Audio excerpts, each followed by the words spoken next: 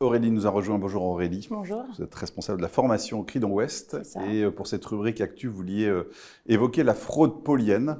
Bon, pour faire court, on va dire que c'est l'organisation de son insolvabilité. Et vous vouliez en particulier revenir sur un arrêt du début d'année, Oui. janvier 2025. C'est ça, du 29 janvier 2025. Donc dans cet arrêt en fait, du 29 janvier 2025, la Cour de cassation a eu se prononcer sur la qualification de fraude polienne d'un acte qu'on peut qualifier de banal, la cession d'un fonds de commerce. Alors, quels sont les faits? Une société fait appel, dans le cadre de son activité, à un expert comptable pour réaliser des opérations comptables, mais ne paie pas une partie du prix des prestations réalisées.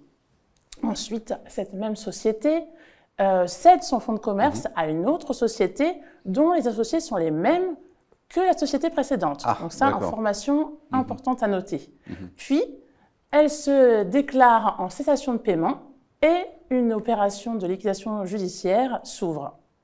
Le créancier, bien entendu, réclame la reconnaissance de la fraude polienne envers cette société et demande à ce que soit déclarée inopposable la cession du fonds de commerce. Et alors, la Cour de cassation, elle a adopté quelle position face à cette situation? Eh bien, la Cour de cassation a donné raison au créancier en précisant, je vais vous lire un extrait de l'arrêt, un créancier dispose de l'action polienne lorsque la cession, bien que consentie au prix normal, a pour effet de faire échapper un bien à ses poursuites en le remplaçant par des fonds plus aisés à dissimuler, ce qui caractérise le préjudice du créancier qui n'a pas à rapporter la preuve, en outre, de l'appauvrissement du débiteur.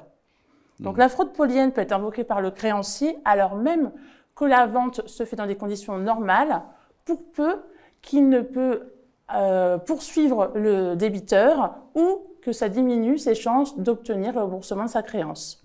Et là, on peut voir un rapport avec le prêt familial qu'on a évoqué tout à l'heure? Oui, alors prenons l'exemple d'un ascendant qui, ayant l'intuition d'une dégradation de sa situation financière, souhaite anticiper et envisage une transmission patrimoniale déguisée. Alors, pour éviter que le caractère frauduleux du montage soit trop flagrant, au lieu de faire une donation, il peut penser à faire un prêt familial. D'accord. Et quels seraient les points de vigilance alors dans ces cas-là qu'il faut avoir en la tête? difficulté, c'est que le contrat de prêt n'est pas nécessairement un acte à titre gratuit et n'entraîne pas de prime abord d'appauvrissement. Alors cependant, le débiteur, en concluant ce prêt, paralyse les poursuites du créancier sur son propre patrimoine et par le jeu de l'échéance de remboursement qui peut être tardive, empêche le créancier de récupérer ses fonds.